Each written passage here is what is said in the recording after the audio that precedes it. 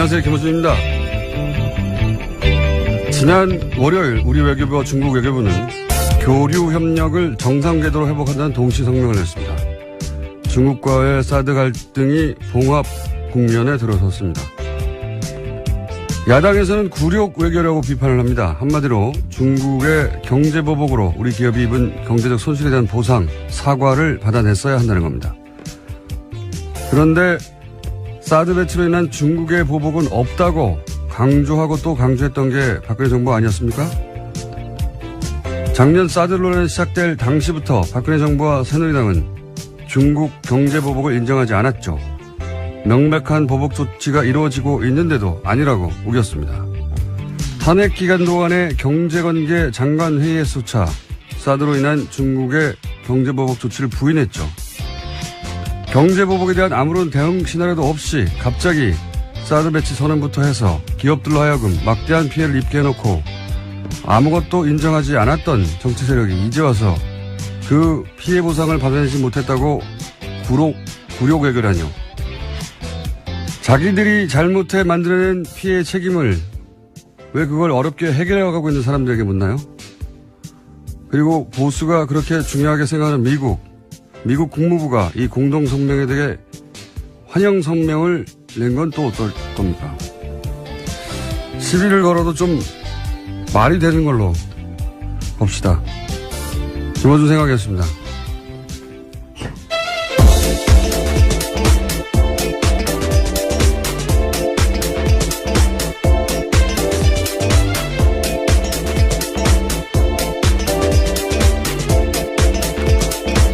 시사인의 김은지입니다. 예. 굴욕 외교. 예. 저는 왜 굴욕 외교냐라고 했는지 처음에 이해가 안 가가지고 찾아봤더니, 현 정부 출범 이후로 가장 웃기는 공세예요, 제가 보기에는. 굴욕은 어제 노회찬 의원도 얘기했지만 당시 중국이 당했다고 중국은 생각하는 거죠. 기억을 떠올려 보시면 황교안 총리가 중국에 가서 이제 시진핑 주석 만났는데 당시 사드 배치할 거냐라고 묻는데 사드 배치 고려하지 않고 있다. 네. 라고, 상대국의 정상이 묻는데 그렇게 답하고 나서 열흘인가요? 일주일 있다가. 그렇죠. 예, 발표를 해버린 거 아닙니까? 배치한다고. 그런 일을 당하고 또 모욕감을 느끼지 않는 국가가 어디 있습니까? 예.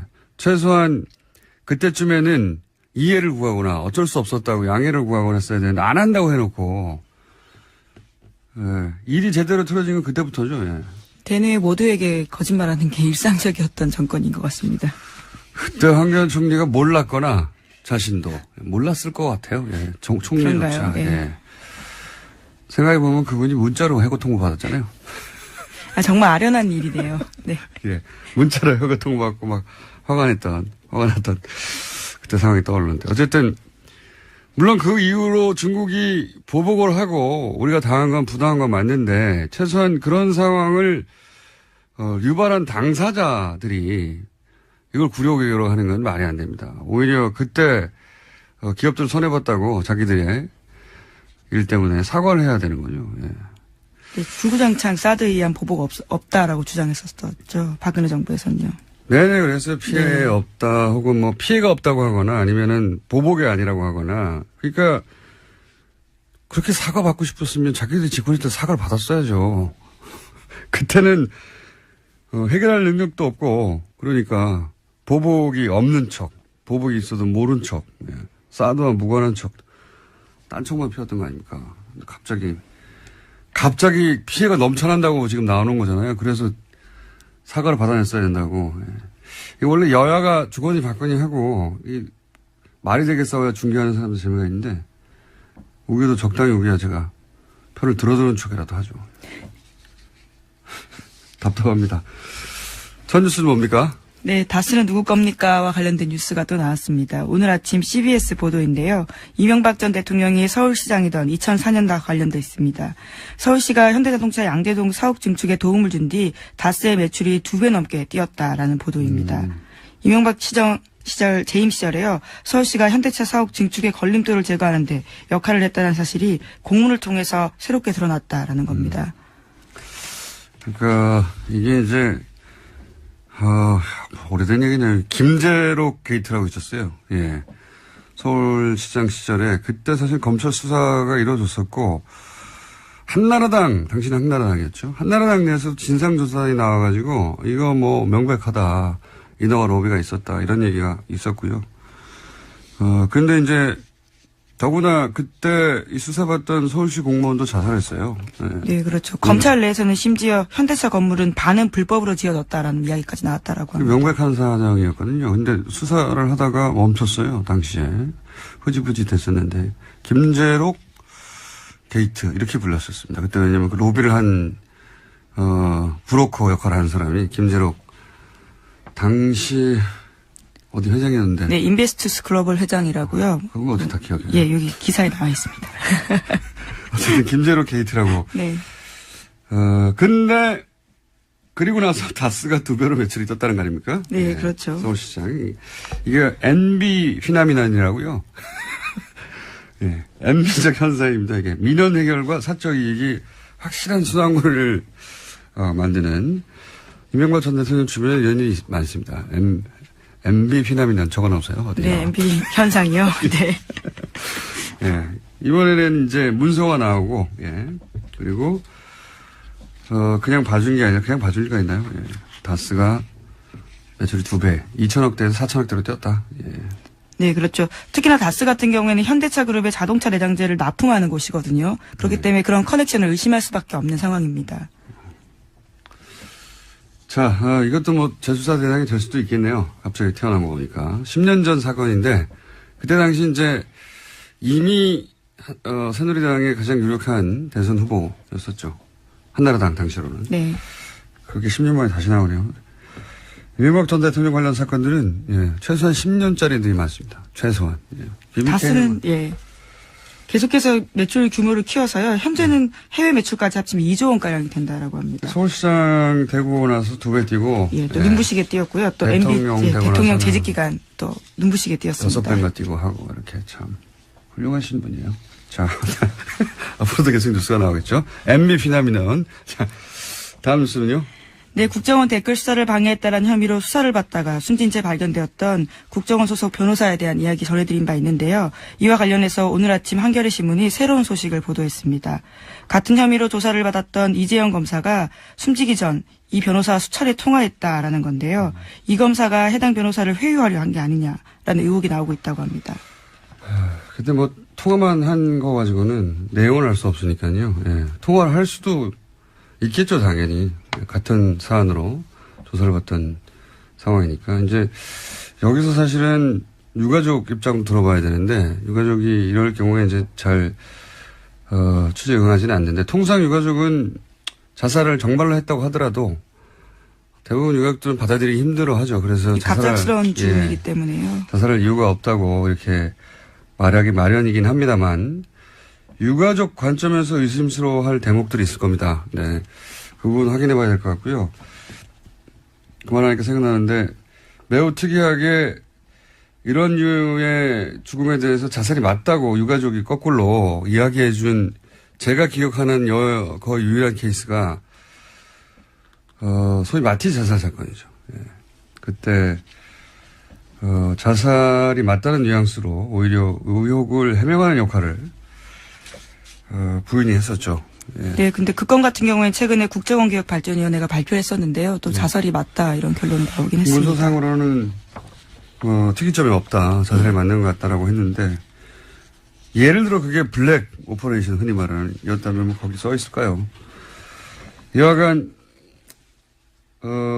저희가 방송을 시작한 이후로도 이런 류의 자살이 굉장히 많았는데요. 예. 관심을 가지고 계속 저희는 지켜보고 있습니다. 유가족도 접촉을 한번 해보고요. 자, 다음 뉴스는요. 네, 국정원 특활비 관련된 수사가 계속 진행되고 있습니다. 이번에는 청와대가 지난해 4.13 총선을 앞두고 새누리당 내 경선 등과 관련해서 비공식 여론조사를 했다라는 건데요. 이와 관련해서 5억 원이 들었는데 그 돈을 청와대가 아닌 국정원에서 냈다라고 합니다. 요 상황은 이 발언과 연결해서 봐야 됩니다.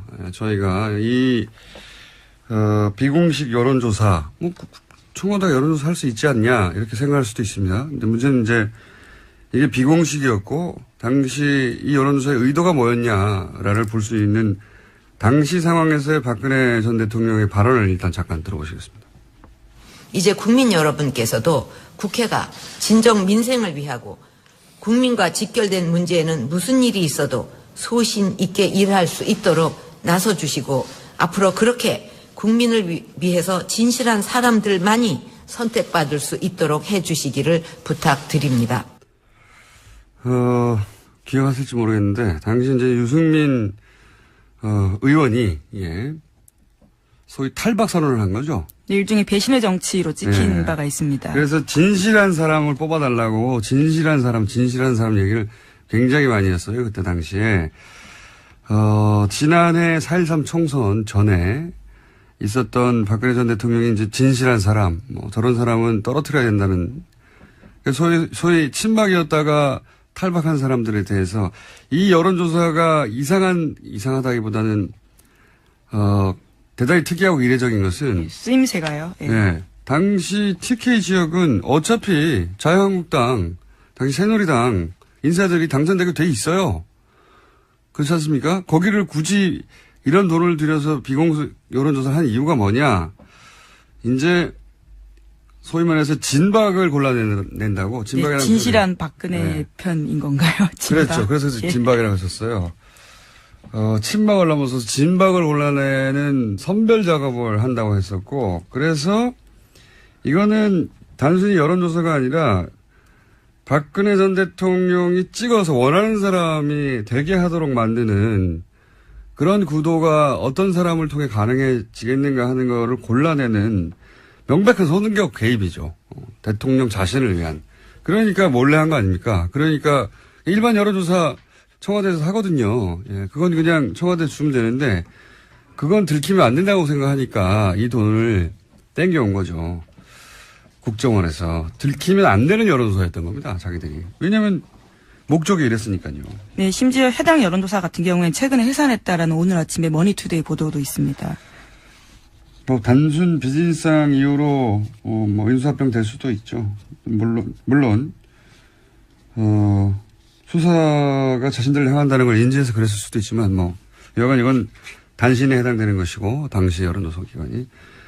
그러니까 의혹이 들었지 않겠냐. 의혹이 저는 자세히는 모르겠지만 업계에 있지 않아서 굉장히 큰 돈이거든요. 이 정도면 특정 지역에 총선 출마 예정자들이나 이런 사람들을 여론조사하는 대구 경북에 지역구가 몇 개 있다고요. 예, 굉장히 큰 돈인데 잠시 후 리얼미터 권 실장 나올 테니까 벌써 들어와 있네요.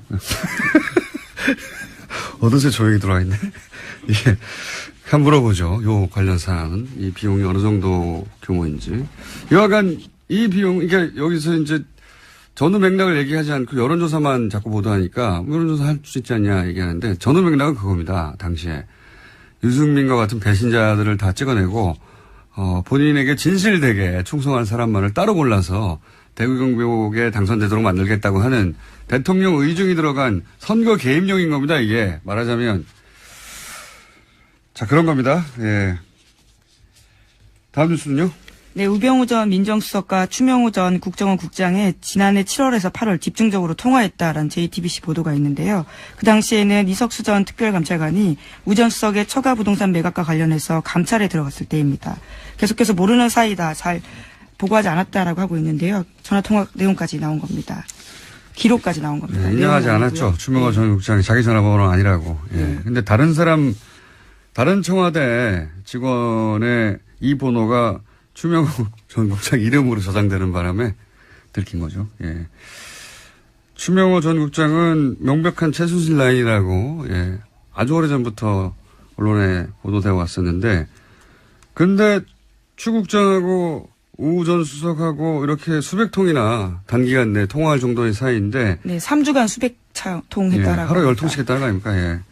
추 국장이 최순실의 존재만 우 수석에게 비밀로 했다는 거 아닙니까? 이렇게 되면. 예. 우 수석은 자기는 최순실의 존재 자체를 몰랐다고 계속 얘기하고 있으니까요. 믿는 사람은 대한민국에서 거의 없는 걸로 보이긴 합니다만. 정황 증거 같은 것이 하나 더 나온 거죠. 예. 자, 리얼미터 해야 되기 때문에, 예. 제목 정도 스르륵 훑어볼까요? 예. 네, 블랙리스트 항소심 진행 중인데요. 이와 관련해서 어제 김기춘 전 비서실장이 청와대 캐비닛 문건 관련해서는 이것이 문제가 있다라는 주장을 했는데요. 조윤선 전 장관 쪽에서도 상당 부분 문건이 가려져 있기 때문에 이것은 증거로 쓸 수 없다라는 취지의 주장을 했습니다. 가려달라고 한 건 박근혜 전 대통령 쪽에서 가려달라고 한 거예요. 심지어 특검에서 다 봤다라고 하는데 왜 이렇게 문제 제기하는지 모르겠다라고 반박했습니다. 특검 쪽에서요. 자, 크게 신경 쓸 내용 아닌 것 같고요. 다음 뉴스 제목. 네, 미국 국무부가요. 네. 조셉윤 대북정책 특별대표를 통해서 유엔 북한 대표부와 접촉하고 있다고 로이터 통신이 보도했습니다. 네. 미국이 물밑에서 북한과 접촉하는 게 아니냐는 이야기는 저희가 오랫동안 해왔죠. 예, 이번에는 좀 더 구체적으로 나왔습니다. 직접 말을 했으니까요. 예. 조셉윤 대표가 북미 대화에 나서겠다 이런 얘기를 구체적으로 한 것이고. 예, 북한이 2달간 도발을 중단하면 북한 미국 간의 대화를 나서겠다라는 구상을 러시아에 전달했다라고 합니다. 2달 이미 됐는데요. 예. 그러니까 저희가 한 달 전인가요? 2달 전인가요? 러시아 역할이 부상할 수 있다는 얘기를. 최선희 국장 같은 경우에도 네. 계속 가고 있고요. 러시아를. 우리도 뭐 러시아와 접촉이 계속 있어서 러시아가 중국 대신에 중국이 지금 우리하고 뭐 사드나 이런 문제로 좀 소원했지 않습니까? 그래서 러시아한테 그런 역할을 맡길 건가 보다 했는데 그래 왔던 것 같습니다. 러시아가 이걸 중간에서 역할을 하고 있었다는 뉴스가 나온 걸로 보아 뉴스공장의 분석은 항상 맞다. 그런 결론으로 가실 거라고 깜짝 놀랐습니다. 네. 저희가 예상했지 않습니까? 자, 네. 여기까지. 시사인의 김은지였습니다. 감사합니다. 네. 바로 이어서 리얼미터 그것마저 알려주마 리얼미터 권순정 조사실장 나왔습니다. 네. 안녕하십니까? 안녕하십니까? 네, 빨리빨리 진행해보죠. 네. 네. 거의 뭐 해봤자 뭐 1%, 2%니까. 네. 좀, 요번엔 좀 많이 올랐네요. 아, 그래요? 네. 네. 자, 그러면 빨리빨리 해보죠. 대통령 지지율 어떻습니까? 예, 지난 4주 동안 거의 변동이 없었죠. 네. 뭐 근데 0점 몇 프로 올랐다 내렸다 몇 예, 이번 주에는 2.2%포인트 올라서 69.4%가 되었습니다. 예, 부정평가는 27%에서 25.4%로 떨어졌고요.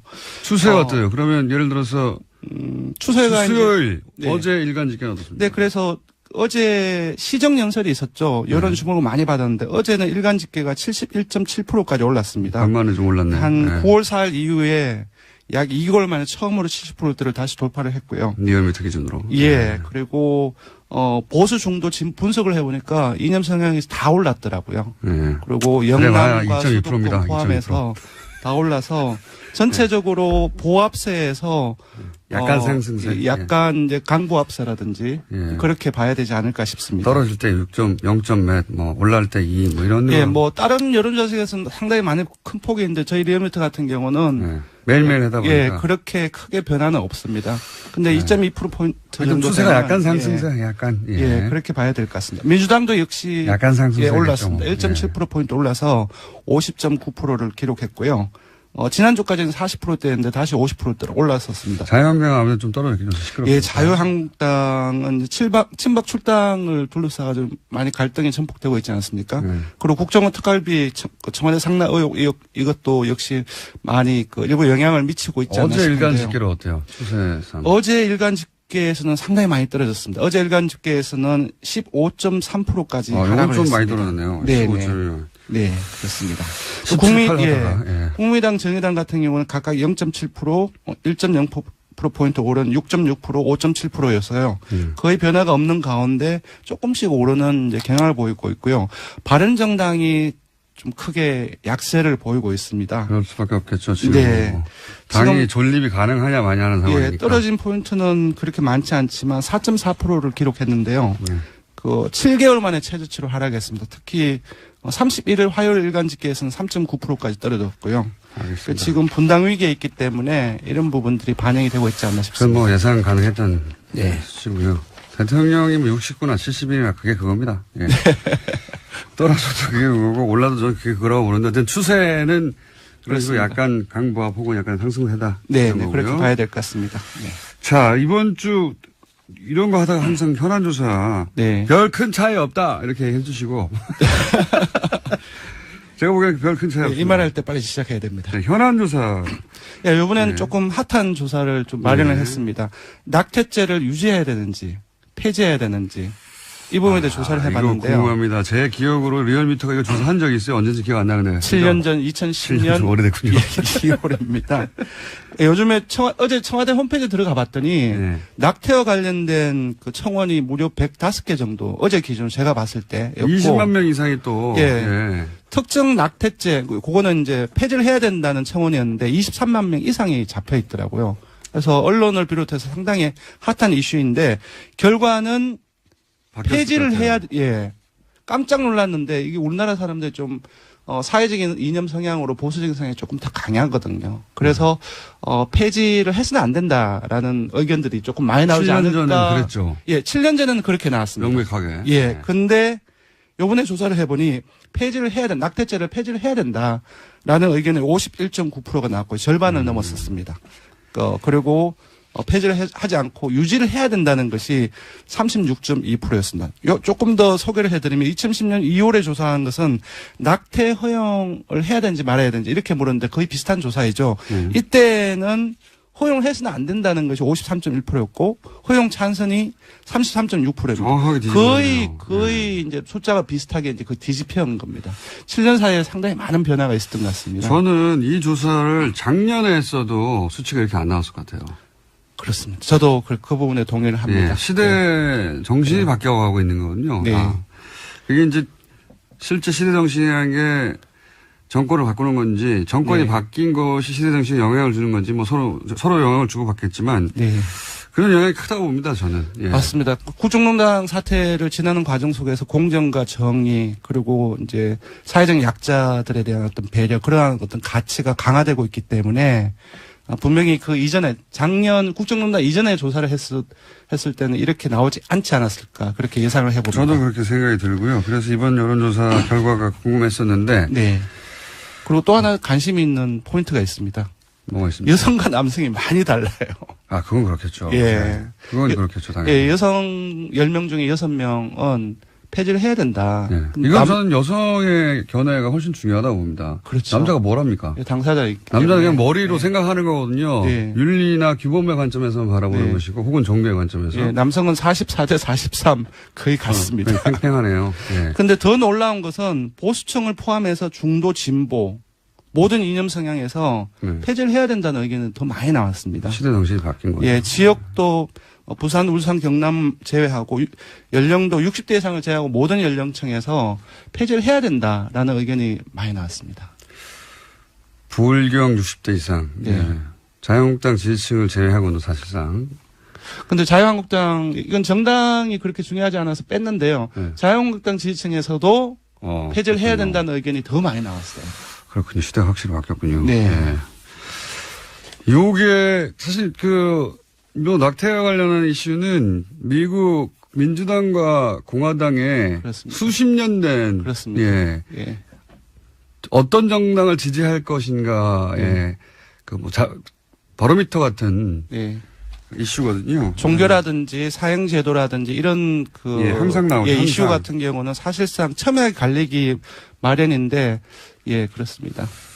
뭐랄까요? 이런 여론조사를 보다 보면 최근에 이제 미국의 상황을 보다 보면 미국을 참 부러워했었어요 예전에.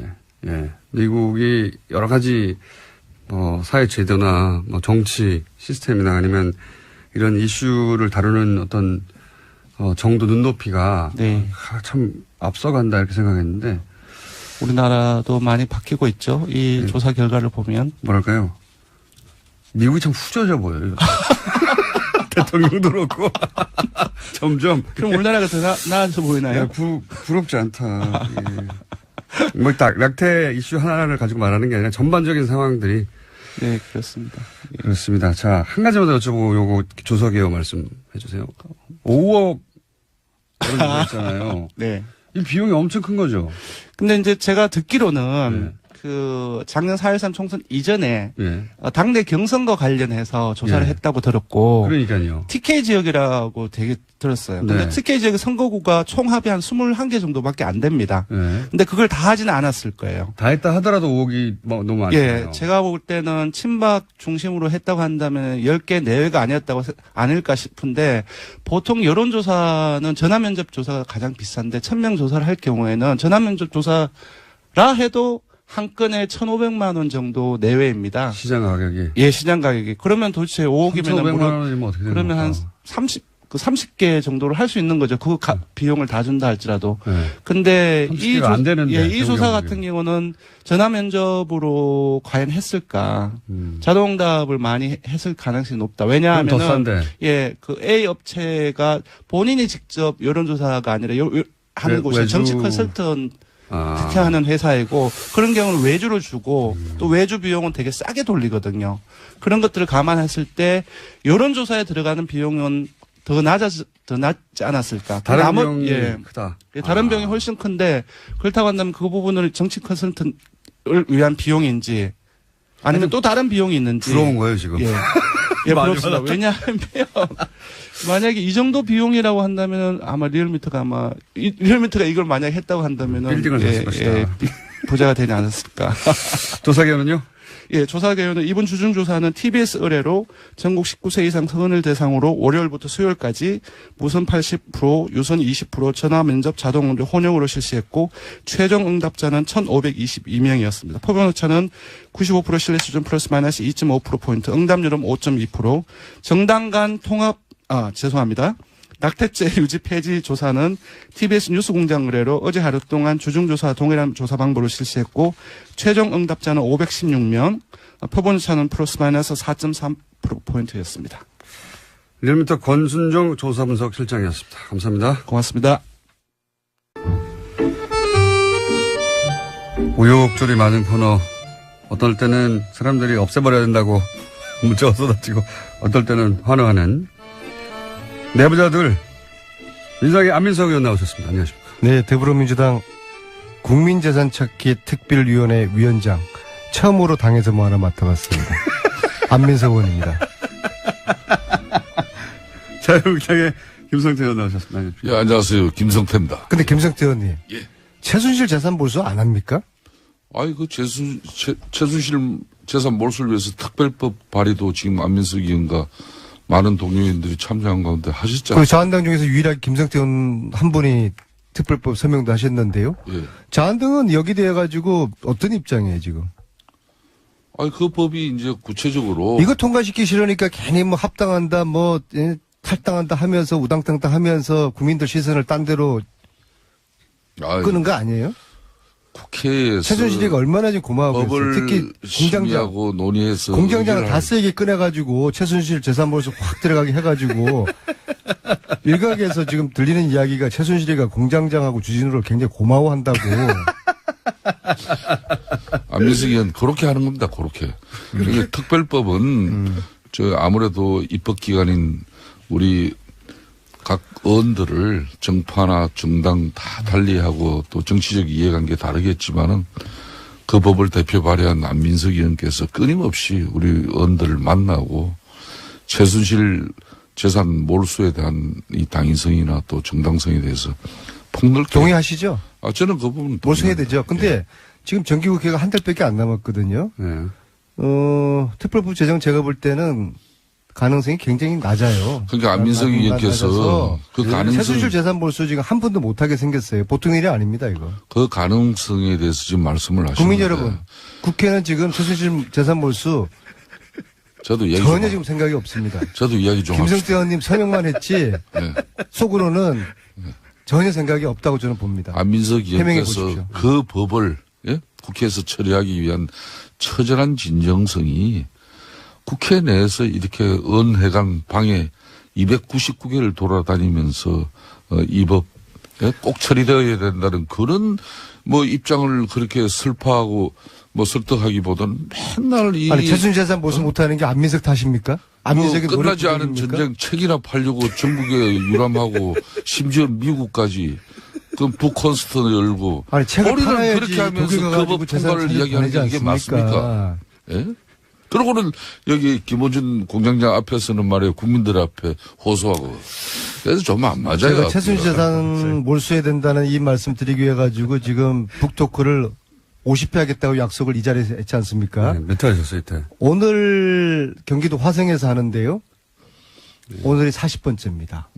아우, 힘들어요. 예, 아주 자기 할 힘들고요. 건 다 하면서, 예? 이 최순실 특별법 처리 안 된다고 동료원들한테 또 원망하고.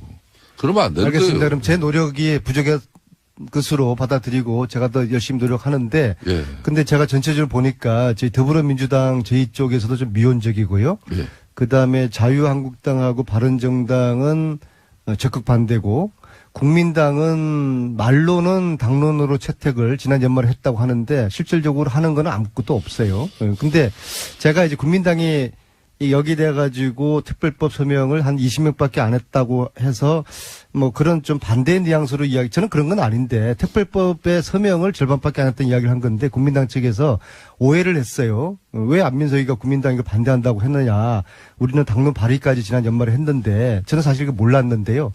그 점은 제가 미처 확인하지 못한 점은 제가 소홀히 챙기지 못한 것은 유감스럽게 생각하는데 근데 사실 당론 발의하고 난 다음에 지난 1년 동안에 한 일이 아무것도 없네. 이 점을 제가 좀 아쉽게 생각드리고요. 지금 저 이야기는요.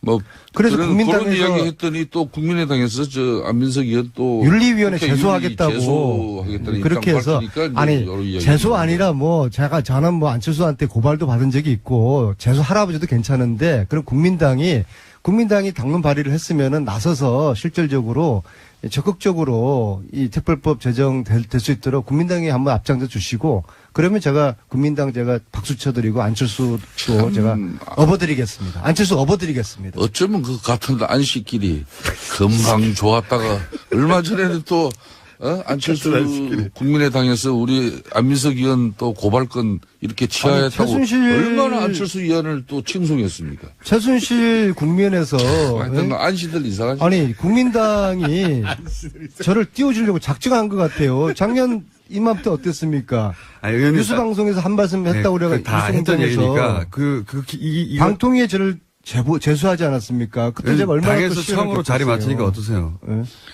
잘 적응은 안 되는데요. 근데 저는 이런 거 맞는 거 싫어해요. 싫어하고 저는 여의도 국회를 별로 안 믿거든요. 제가 국회의원이지만은 기본적으로 국회의원들은 당리당략 이게 저는 너무 이게 싫어요. 이게 제 체질에 안 맞고 국회의원도 제 체질에 안 맞지만은 그 위원장 그렇게 하고 싶어 하셨어요 그때. 아니 그거는 그런 이야기까지 나한테 이렇게 물으면 어떡해요. 응? 근데 이게 제가 독일을 다니는데 그냥 국회의원 개인으로 온 것보다도 당에서 특별위원장으로 왔다 하면은 도와주는 분들이 더 신나서 도와줄 거 아니에요. 이제 그런 차원에서 제가 당에다가 이걸 요구를 했던 것이고 네. 이제 한 달, 이 활동 기간은 한 달입니다. 한 달 동안에 특별 제정 안 되면은 저도 이제 짐 싸가지고 이제 최순실 재산 몰수 이제 저도 손들 수밖에 없는 거거든요. 그래서 김성태 의원님 서명을 하셨잖아요. 저 전국 다니면서 그래도 유일하게 김성태 의원님 혼자 서명하셨다. 자유한국당 중에서 그래서 같이 좀 토론회도 하고 좀 국민들과 함께 이 국회는 절대로 이걸 생각이 없거든요. 그래서 국민과 함께 최순실 재산 몰수 특별법 제정 공장장도 다스만 이야기하지 마시고 예? 그러니까 최순실하고 밀당한다는 지금 이야기가 있어요. 최순실 재산부터 빨리 몰수하고 그리고 이제 다스 자, 의원님. 무상급시 그렇게 예, 갑시다. 무슨 얘기인지 좀 알겠고요. 끊어주세요. 예, 예, 알겠습니다. 충분히 특별법 만세. 얘기하셨고. 바른정당에서 몇 명 갑니까? 자유한국당으로. 뭐 제가 단정적으로 그분들 이렇게 몇 번 오시는 게 중요한 문제는 아니라고 봅니다. 하지만 그렇지만 숫자를 말씀해 주십시오. 뭐 구체적인 숫자까지 열거는 되지 못합니다만은 그래도 상당수 의원들이 7명입니까? 이미 결심을 거의 한 것 같습니다. 그게 7명 이상이죠? 네, 저는 그렇게 봅니다. 숫자를 말씀 안 하신다고. 최대 몇 명입니까, 일단은? 10명 정도 보십니까? 네, 10명, 말씀. 10명, 11명. 항상 세상에는 박지류가 존재하거든요. 지금 이 상황에서도 확실하게 탈당 의사를 가지고 있는 분들이 7명이고 그다음에 자강 의사를 가지고 있는 분들도 한 그 정도 숫자가 되잖아요. 그럼 나머지 한 5분이 있잖아요. 네. 박지. 그분들 중에서 이제 저 자유한국당으로 돌아가는 분들에 대해서는 박지라고 안 부르시네요. 어쩔 수 없다 이제. 근데 자꾸 제가 이야기하면 특정인이 그런 데기 때문에 또 제 앞에 있는 분이 또 오해될 수도 있고 그래서 한 선도 탈당이 아닐까. 눈치 보시는 분들 중에서 한 네. 절반 정도는 같이 넘어갈 거라고 보거든요. 그래서 저는 11명으로 저는 봅니다. 11명이요. 다음 주까지 11명. 11월 13일 전당대전까지 11명. 뭐 1차 뭐 그 정도까지는 뭐 좀 어렵겠습니다만은 1차는 그 정도는 안 된다. 그렇지만은 이제 뭐 여러 가지 변수들이 계속 발생하고 있지 않습니까? 또 남경필 정병국 의원이 중심이 돼 가지고 예. 보수 대통합적인 차원에서의 통합전대하자고.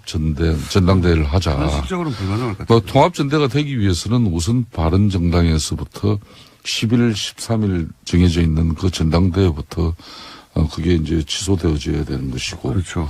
구체적인 통합을 위한 실무적인 통추위 이런 기구의 위원들이 참석하는 그런 당론이 정해져야 할 것이고 뭐 이런 뭐 논의를 위해서 어제 긴급 어총을 바른정당이 늦게까지 했습니다마는 결론은 안 났고. 중요한 바른정당의 대주주주의 한 사람인 유승민 의원이 통합전당대회는 뭐 불필요하다는 입장으로 사실상 통합전대는 어렵다고 봐야죠. 이건 어떻습니까?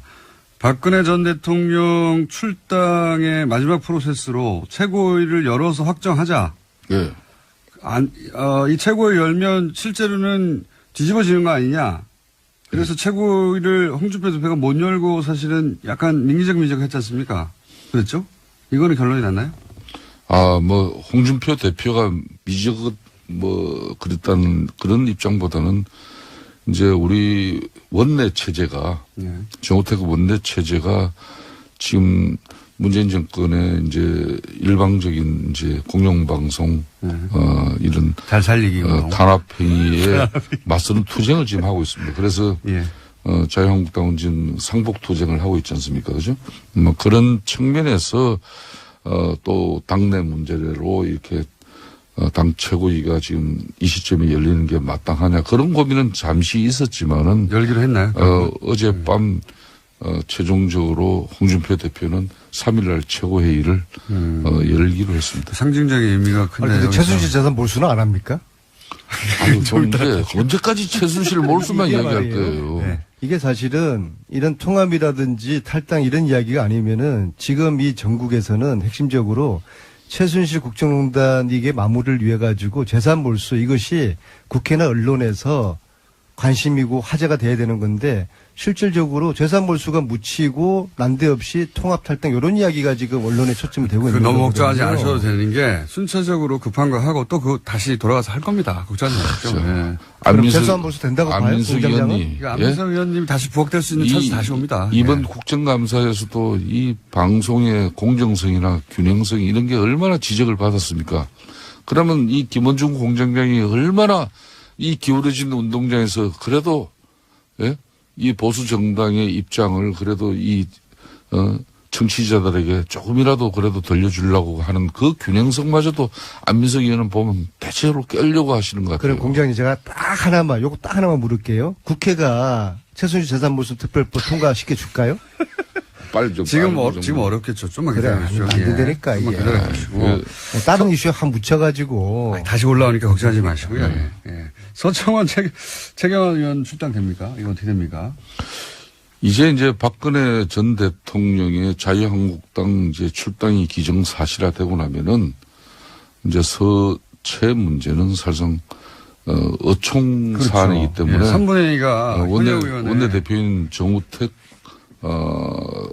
대표께서 이 공을 이제 받을 수밖에 없는. 이거 만약 의총이 의총 자체가 수집되기 힘들다는 얘기도 나왔었는데. 글쎄요.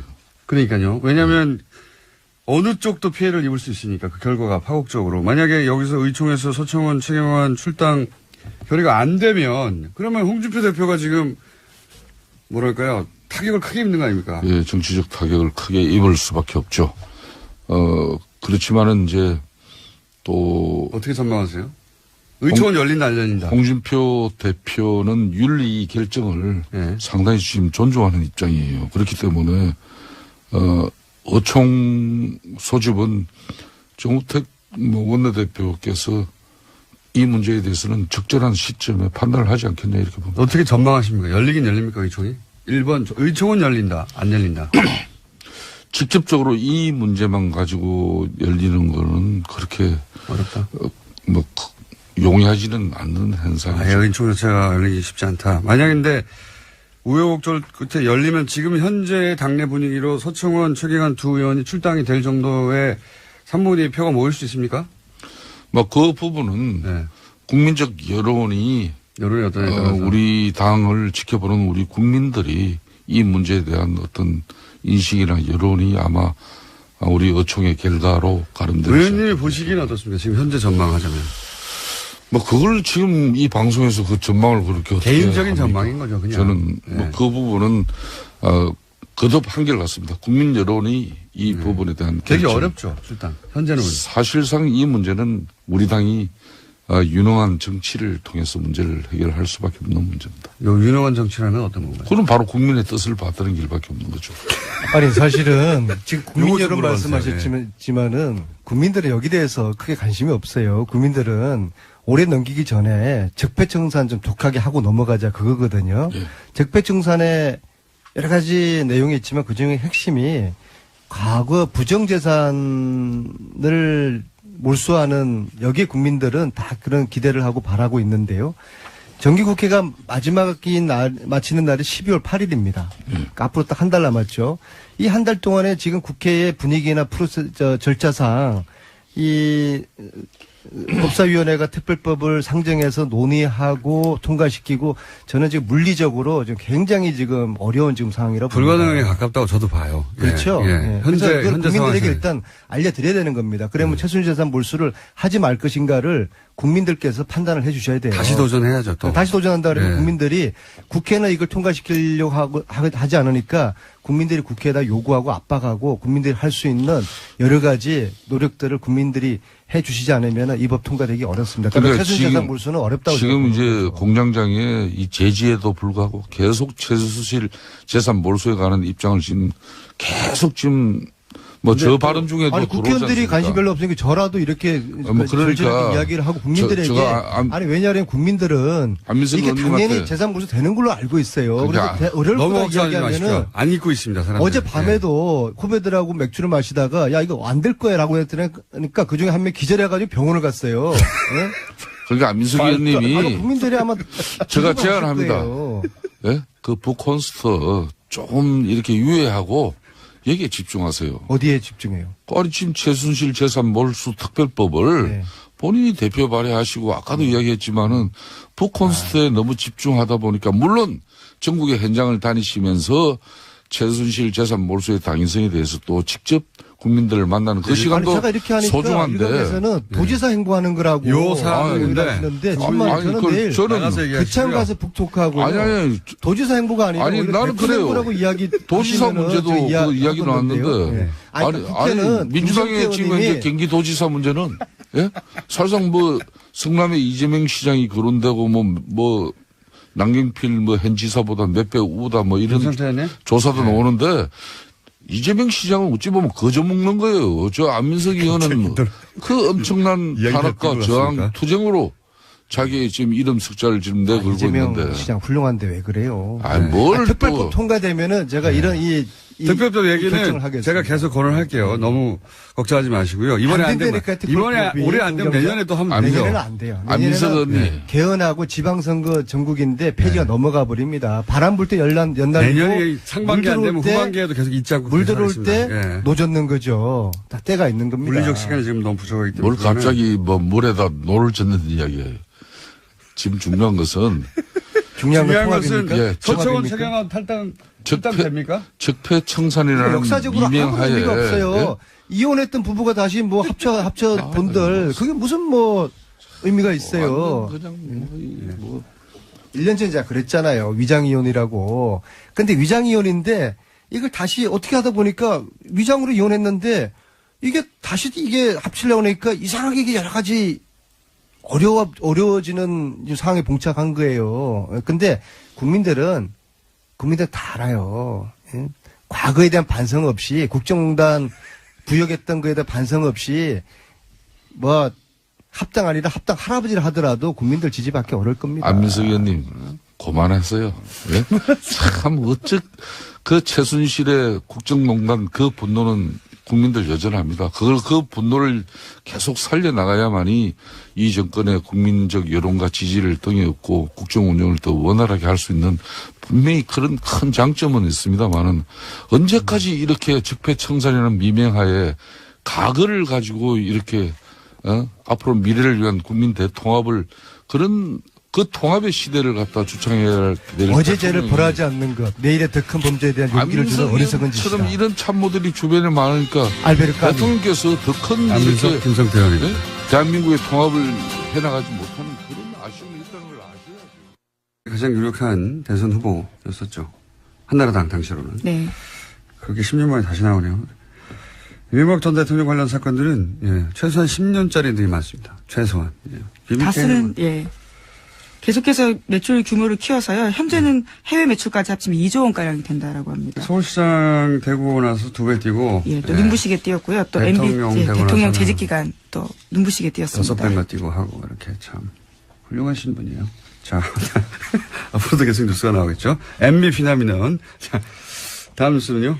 네, 국정원 댓글 수사를 방해했다는 혐의로 수사를 받다가 숨진 채 발견되었던 국정원 소속 변호사에 대한 이야기 전해드린 바 있는데요. 이와 관련해서 오늘 아침 한겨레 신문이 새로운 소식을 보도했습니다. 같은 혐의로 조사를 받았던 이재영 검사가 숨지기 전 이 변호사와 수차례 통화했다라는 건데요. 이 검사가 해당 변호사를 회유하려 한 게 아니냐라는 의혹이 나오고 있다고 합니다. 그때 뭐 통화만 한 거 가지고는 내용을 알 수 없으니까요. 예. 통화를 할 수도 있겠죠, 당연히. 같은 사안으로 조사를 받던 상황이니까. 이제 여기서 사실은 유가족 입장 들어봐야 되는데, 유가족이 이럴 경우에 이제 잘, 취재에 응하지는 않는데, 통상 유가족은 자살을 정말로 했다고 하더라도 대부분 유가족들은 받아들이기 힘들어 하죠. 그래서 갑작스러운 죽음이기 때문에요. 자살할 이유가 없다고 이렇게 말하기 마련이긴 합니다만, 유가족 관점에서 의심스러워할 대목들이 있을 겁니다. 네. 그 부분 확인해 봐야 될 것 같고요. 그만하니까 생각나는데 매우 특이하게 이런 류의 죽음에 대해서 자살이 맞다고 유가족이 거꾸로 이야기해 준 제가 기억하는 거의 유일한 케이스가 소위 마티 자살 사건이죠. 예. 그때 자살이 맞다는 뉘앙스로 오히려 의혹을 해명하는 역할을 부인이 했었죠. 예. 네, 근데 그 건 같은 경우에 최근에 국정원개혁발전위원회가 발표했었는데요. 또 자살이 맞다 이런 결론이 나오긴 했습니다. 문서상으로는 특이점이 없다. 자살이 맞는 것 같다라고 했는데 예를 들어 그게 블랙 오퍼레이션 흔히 말하는 이었다면 뭐 거기 써 있을까요? 여하간 저희가 방송을 시작한 이후로도 이런 류의 자살이 굉장히 많았는데요. 예. 관심을 가지고 계속 저희는 지켜보고 있습니다. 유가족도 접촉을 한번 해보고요. 자, 다음 뉴스는요. 네, 국정원 특활비 관련된 수사가 계속 진행되고 있습니다. 이번에는 청와대가 지난해 4.13 총선을 앞두고 새누리당 내 경선 등과 관련해서 비공식 여론조사를 했다라는 건데요. 이와 관련해서 5억 원이 들었는데 그 돈을 청와대가 아닌 국정원에서 냈다라고 합니다. 요 상황은 이 발언과 연결해서 봐야 됩니다. 저희가 이 비공식 여론조사, 뭐 청와대가 여론조사 할 수 있지 않냐 이렇게 생각할 수도 있습니다. 근데 문제는 이제 이게 비공식이었고 당시 이 여론조사의 의도가 뭐였냐를 볼 수 있는 당시 상황에서의 박근혜 전 대통령의 발언을 일단 잠깐 들어보시겠습니다. 이제 국민 여러분께서도 국회가 진정 민생을 위하고 국민과 직결된 문제에는 무슨 일이 있어도 소신 있게 일할 수 있도록 나서주시고 앞으로 안녕하세요. 김호준입니다. 지난 월요일 우리 외교부와 중국 외교부는 교류 협력을 정상 궤도로 회복한다는 동시 성명을 냈습니다. 중국과의 사드 갈등이 봉합 국면에 들어섰습니다. 야당에서는 굴욕 외교라고 비판을 합니다. 한마디로 중국의 경제보복으로 우리 기업이 입은 경제적 손실에 대한 보상, 사과를 받아냈어야 한다는 겁니다. 그런데 사드 배치로 인한 중국의 보복은 없다고 강조하고 또 강조했던 게 박근혜 정부 아니었습니까? 작년 사드 논란이 시작될 당시부터 박근혜 정부와 새누리당은 중국 경제보복을 인정하지 않았죠. 명백한 보복 조치가 이루어지고 있는데도 아니라고 우겼습니다.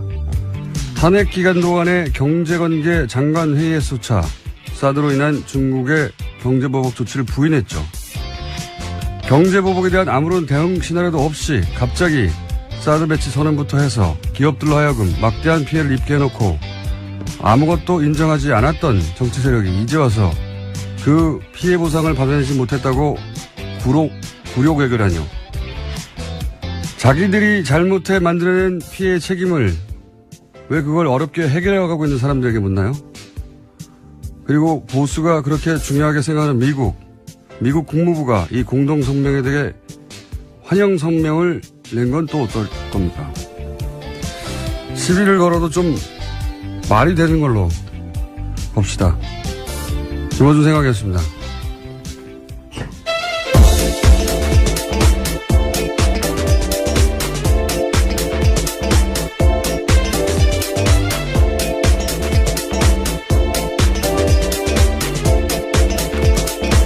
시사인의 김은지입니다. 예. 굴욕외교. 예. 저는 왜 굴욕외교냐라고 했는지 처음에 이해가 안 가가지고 찾아봤더니, 현 정부 출범 이후로 가장 웃기는 공세예요, 제가 보기에는. 굴욕은 어제 노회찬 의원도 얘기했지만 당시 중국이 당했다고 중국은 생각하는 거죠. 기억을 떠올려 보시면 황교안 총리가 중국에 가서 이제 시진핑 주석 만났는데 당시 사드 배치할 거냐라고 묻는데 사드 배치 고려하지 않고 있다라고 상대국의 정상이 묻는데 그렇게 답하고 나서 열흘인가요? 일주일 있다가 그렇죠. 예, 발표를 해버린 거 아닙니까? 배치한다고. 그런 일을 당하고 또 모욕감을 느끼지 않는 국가가 어디 있습니까? 예. 최소한 그때쯤에는 이해를 구하거나 어쩔 수 없었다고 양해를 구하거나 했어야 되는데 안 한다고 해놓고 예. 일이 제대로 틀어진 건 그때부터죠. 예. 대내 모두에게 거짓말하는 게 일상적이었던 정권인 것 같습니다.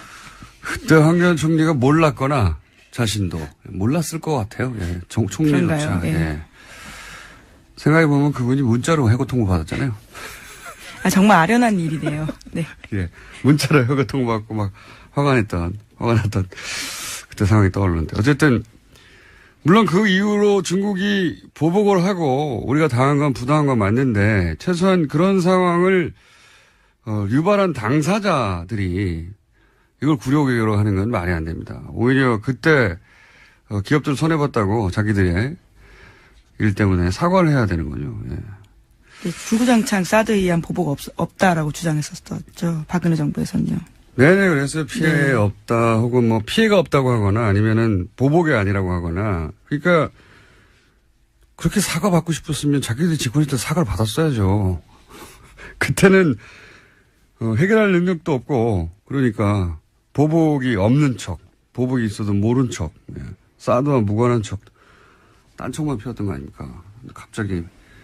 갑자기 피해가 넘쳐난다고 지금 나오는 거잖아요. 그래서 사과를 받아냈어야 된다고. 예. 원래 여야가 주거니 받거니 하고 말이 되게 싸워야 중계하는 사람들 재미가 있는데 우기도 적당히 우기야 제가 편을 들어주는 척이라도 하죠. 답답합니다. 첫 뉴스는 뭡니까? 네, 다스는 누구 겁니까와 관련된 뉴스가 또 나왔습니다. 오늘 아침 CBS 보도인데요. 이명박 전 대통령이 서울시장이던 2004년과 관련돼 있습니다. 서울시가 현대자동차 양재동 사옥 증축에 도움을 준 뒤 다스의 매출이 2배 넘게 뛰었다라는 보도입니다. 이명박 시절 재임 시절에요. 서울시가 현대차 사옥 증축의 걸림돌을 제거하는 데 역할을 했다는 사실이 공문을 통해서 새롭게 드러났다라는 겁니다. 그러니까 이게 이제 오래된 얘기는 김재록 게이트라고 있었어요. 예. 서울시장 시절에 그때 사실 검찰 수사가 이루어졌었고 당신은 한나라당이었죠. 한나라당 내에서 진상조사에 나와가지고 이거 뭐 명백하다. 인허가 로비가 있었다. 이런 얘기가 있었고요. 근데 이제 더구나 그때 이 수사받던 서울시 공무원도 자살했어요. 네, 네 그렇죠. 검찰 내에서는 심지어 현대차 건물은 반은 불법으로 지어졌다라는 이야기까지 나왔다라고 합니다. 명백한 사정이었거든요. 근데 수사를 하다가 멈췄어요. 당시에. 흐지부지 됐었는데 김재록 게이트 이렇게 불렀었습니다. 그때 왜냐면 그 로비를 한 브로커 역할을 하는 사람이 김재록 당시 어디 회장이었는데. 네, 인베스투스 글로벌 회장이라고요. 그거 어떻게 다 기억해요? 예, 여기 기사에 나와 있습니다. 어쨌든 김재록 게이트라고. 네. 근데 그리고 나서 다스가 2배로 매출이 떴다는 거 아닙니까? 네, 그렇죠. 서울시장이. 이게 NB 휘나미난이라고요. 예, NB적 현상입니다. 이게 민원 해결과 사적 이익이 확실한 수당권을 만드는 이명박 전 대통령 주변에 연인이 많습니다. MB 휘나미난 적어놓으세요. 어디요? 네, MB 현상이요. 네. 예, 이번에는 이제 문서가 나오고, 예, 그리고 그냥 봐준 게 아니라 그냥 봐줄 리가 있나요? 예. 다스가 매출이 2배, 2천억대에서 4천억대로 뛰었다. 예. 네, 그렇죠. 특히나 다스 같은 경우에는 현대차 그룹의 자동차 내장재를 납품하는 곳이거든요. 그렇기 때문에 그런 커넥션을 의심할 수밖에 없는 상황입니다. 자, 이것도 뭐 재수사 대상이 될 수도 있겠네요. 갑자기 태어난 거 보니까. 10년 전 사건인데, 그때 당시 이제 이미 새누리당의 그 당시에는 이석수 전 특별감찰관이 우전 수석의 처가 부동산 매각과 관련해서 감찰에 들어갔을 때입니다. 계속해서 모르는 사이다, 잘 보고하지 않았다라고 하고 있는데요. 전화통화 내용까지 나온 겁니다. 기록까지 나온 겁니다. 네, 인정하지 내용은 않았죠. 아니고요. 추명호 전 국장이 자기 전화번호는 아니라고. 예. 근데 다른 청와대 직원의 이 번호가 추명호 전 국장 이름으로 저장되는 바람에 들킨 거죠. 예. 추명호 전 국장은 명백한 최순실 라인이라고, 예. 아주 오래전부터 언론에 보도되어 왔었는데, 근데 추 국장하고 우 전 수석하고 이렇게 수백 통이나 단기간 내에 통화할 정도의 사이인데, 네, 3주간 수백 통 했다라고. 예, 하루 10통씩 했다는 거 아닙니까? 예. 추 국장이 최순실의 존재만 우 수석에게 비밀로 했다는 거 아닙니까? 이렇게 되면. 예. 우 수석은 자기는 최순실의 존재 자체를 몰랐다고 계속 얘기하고 있으니까요. 믿는 사람은 뭐 대한민국에서 거의 없는 걸로 보이긴 합니다만. 정황 증거 같은 것이 하나 더 나온 거죠. 예. 자, 리얼미터 해야 되기 때문에, 예. 제목 정도 스르륵 훑어볼까요? 예. 네, 블랙리스트 항소심 진행 중인데요. 이와 관련해서 어제 김기춘 전 비서실장이 청와대 캐비닛 문건 관련해서는 이것이 문제가 있다라는 주장을 했는데요. 조윤선 전 장관 쪽에서도 상당 부분 문건이 가려져 있기 때문에 이것은 증거로 쓸 수 없다라는 취지의 주장을 했습니다. 가려달라고 한 건 박근혜 전 대통령 쪽에서 가려달라고 한 거예요.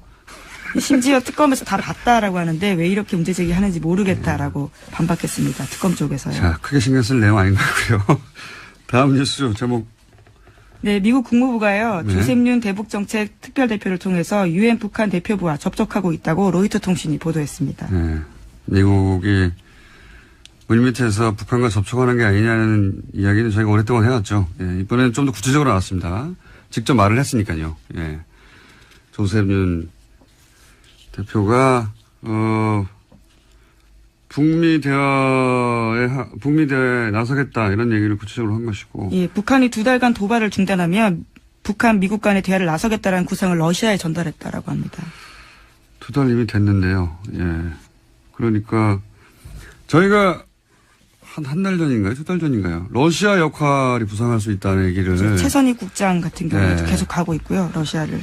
우리도 뭐 러시아와 접촉이 계속 있어서 러시아가 중국 대신에 중국이 지금 우리하고 뭐 사드나 이런 문제로 좀 소원했지 않습니까? 그래서 러시아한테 그런 역할을 맡길 건가 보다 했는데 그래 왔던 것 같습니다. 러시아가 이걸 중간에서 역할을 하고 있었다는 뉴스가 나온 걸로 보아 뉴스공장의 분석은 항상 맞다. 그런 결론으로 가실 거라고 깜짝 놀랐습니다. 예, 저희가 예상했지 않습니까? 자, 네. 여기까지.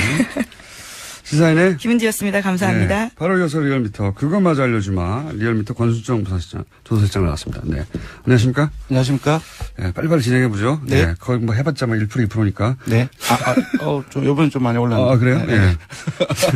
자, 그러면 빨리빨리 해보죠. 대통령 지지율은 어떻습니까? 예, 지난 4주 동안 거의 변동이 없었죠. 네, 뭐 근데 0점 몇 프로 올랐다 내렸다 몇 예, 이번 주에는 2.2%포인트 올라서 69.4%. 그렇게 국민을 위해서 진실한 사람들만이 선택받을 수 있도록 해주시기를 부탁드립니다. 기억하실지 모르겠는데, 당시 이제 유승민, 의원이, 예, 소위 탈박 선언을 한 거죠. 네, 일종의 배신의 정치로 찍힌 네. 바가 있습니다. 그래서 진실한 사람을 뽑아달라고, 진실한 사람 얘기를 굉장히 많이 했어요. 그때 당시에.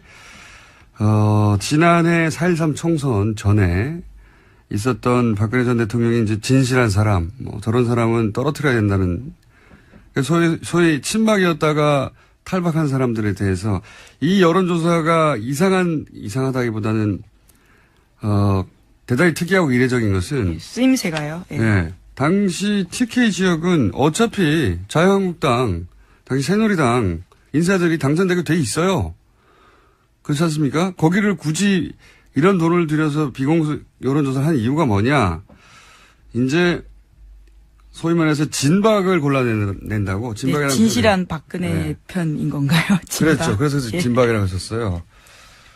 친박을 넘어서서 진박을 골라내는 선별 작업을 한다고 했었고, 그래서 이거는 단순히 여론조사가 아니라 박근혜 전 대통령이 찍어서 원하는 사람이 되게 하도록 만드는 그런 구도가 어떤 사람을 통해 가능해지겠는가 하는 거를 골라내는 명백한 선거 개입이죠. 대통령 자신을 위한. 그러니까 몰래 한 거 아닙니까? 그러니까 일반 여론조사 청와대에서 하거든요. 예, 그건 그냥 청와대에 주면 되는데 그건 들키면 안 된다고 생각하니까 이 돈을 땡겨온 거죠. 국정원에서. 들키면 안 되는 여론조사였던 겁니다. 자기들이. 왜냐하면 목적이 이랬으니까요. 네, 심지어 해당 여론조사 같은 경우에는 최근에 해산했다라는 오늘 아침에 머니투데이 보도도 있습니다. 뭐 단순 비즈니스상 이유로 뭐 인수합병 될 수도 있죠. 물론 수사가 자신들을 향한다는 걸 인지해서 그랬을 수도 있지만 뭐 여간 이건 단신에 해당되는 것이고 당시 여론조사 기관이 그러니까 의혹이 들었지 않겠냐. 의혹이 저는 자세히는 모르겠지만 업계에 있지 않아서 굉장히 큰 돈이거든요. 이 정도면 특정 지역에 총선 출마 예정자들이나 이런 사람들을 여론조사하는 대구 경북에 지역구가 몇 개 있다고요. 예, 굉장히 큰 돈인데 잠시 후 리얼미터 권 실장 나올 테니까 벌써 들어와 있네요. 어느새 조용히 들어와 있네. 예. 한번 물어보죠. 요 관련 사항은 이 비용이 어느 정도 규모인지. 여하간 이 비용, 그러니까 여기서 이제 전후 맥락을 얘기하지 않고 여론조사만 자꾸 보도하니까 여론조사 할 수 있지 않냐 얘기하는데 전후 맥락은 그겁니다. 당시에 유승민과 같은 배신자들을 다 찍어내고 본인에게 진실되게 충성한 사람만을 따로 골라서 대구 경북에 당선되도록 만들겠다고 하는 대통령 의중이 들어간 선거 개입용인 겁니다. 이게 말하자면. 자, 그런 겁니다. 예. 다음 뉴스는요? 네, 우병우 전 민정수석과 추명호 전 국정원 국장이 지난해 7월에서 8월 집중적으로 통화했다라는 JTBC 보도가 있는데요.